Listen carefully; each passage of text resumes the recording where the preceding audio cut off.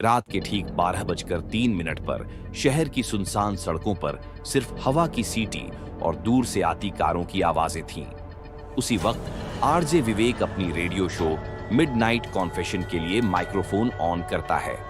आप सुन रहे हैं 66.6 FM, जहां रातें बोलती हैं, उसने मुस्कुराकर कहा, पर अंदर से उसे आज कुछ अजीब बेचैनी थी। पहला कॉलर जुड़ा, रिया, जो हमेशा इस शो में डरावनी कहानियां सुनाती थी, लेकिन आज उसकी आवाज कांप रही थी। सर, ये आवाज फिर आई।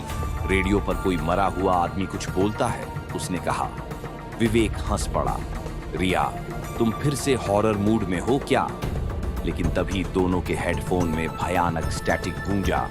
रिया शर्मा 12:45 पर और आवाज गायब हो गई। विवेक ने तुरंत फ्रीक्वेंसी चेक की, लेकिन किसी और स्टेशन से सिग्नल नहीं आ रहा था। रिया, तुमने सुना?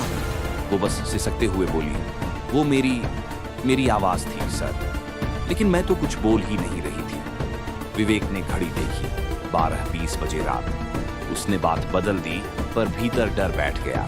कुछ देर बाद अगला कॉलर जुड़ा, अरुण, एक नाइट ड्राइवर।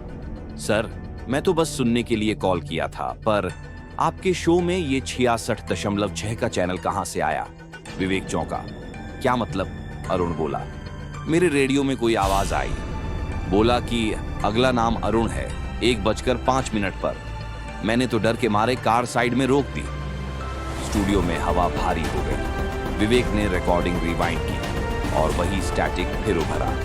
इस बार स्पष्ट ठंडी आवाज में बोला गया, अगला नाम विवेक। वो जम गया। घड़ी पर नजर गई, 12:59। उसने तुरंत स्टेशन का पावर स्विच बंद करने की कोशिश की, लेकिन सिस्टम फ्रीज था। माइक्रोफोन अपने आप ऑन हुआ। स्पीकर से आई वही दबी हुई मेटालिक आवाज, तुम्हारा समय 1:10 पर। घड़ी टिक टिक कर रही थी। 1:03, 1:04। स्टूडियो की लाइटें झपकने लगी। दीवारों से पुरानी रिकॉर्डिंग्स की फुसफुसाहटें सुनाई देने लगी, जैसे सब पिछले कॉलर्स वापस बोल रहे हों। अचानक एक ठंडी हवा चली। मॉनिटर स्क्रीन पर विवेक की तस्वीर उभरी, लेकिन आंखें नहीं थीं, सिर्फ काला खालीपन। 1:09। उसने आखिरी बार माइक्रोफोन पकड़ा और बोला, अगर कोई सुन रहा है, चैनल 66.6 बंद कर दो।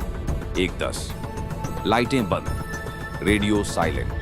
अगली सुबह पुलिस को स्टूडियो के अंदर सिर्फ एक जली हुई रिकॉर्डिंग मशीन मिली, जो लगातार 66.6 दोहरा रही थी।